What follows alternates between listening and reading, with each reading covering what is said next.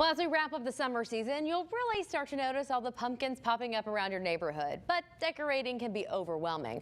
Well, my high school friend and lifestyle influence, Touhy Smith, is here on the show to show you how she transformed her home with the do-it-yourself ideas. Now, good morning, Collins. Good morning, Chels.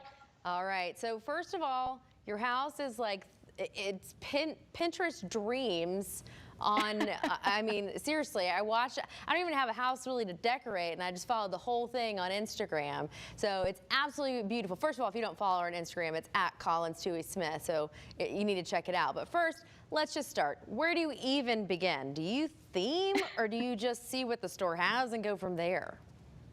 You know, it's funny that I'm advising people to do this because I feel like I typically am calling my mom or my aunt or my grandmother before she passed.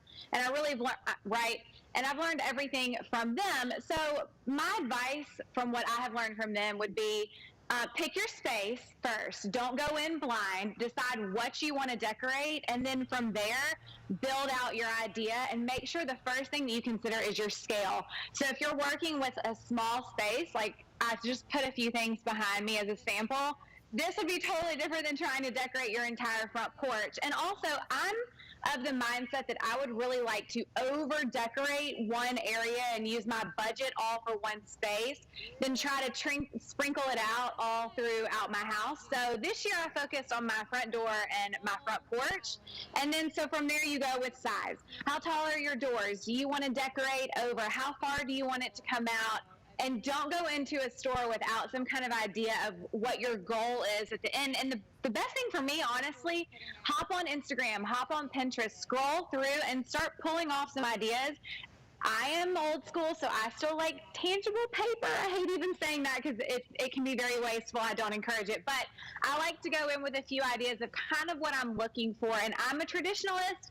So I still like big orange pumpkins. I love Charlie Brown. I'm still into all of that kind of stuff.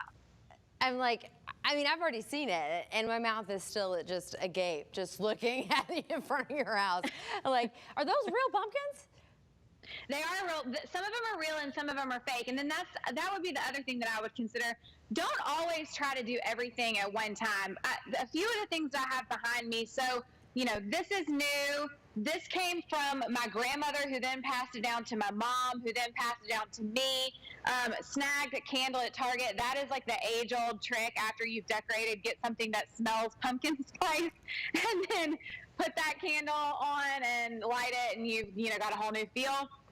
And that came from my aunt. So I think, I would really try to make sure that you don't try to do it all in one year. Pick a certain area and then start gradually getting things, over time. Do the best you can at one time, and then mix and blend over the years. I have people ask me all the time, do you get new stuff every year? I'm like, absolutely not. I pack it away in the attic, and I pull stuff out every year and reuse it. And then, in 3 or 4 years, you've got this full, complete look like what I have this year. Yeah, because you just finished building that gorgeous home. So question for those, you said, just started one place. So that kind of answers those who are on a budget, what to kind of do. But what if we're trying to balance between, we want fall, but we also want Halloween decor, but you kind of want it to stretch through Thanksgiving. So what are some tips there?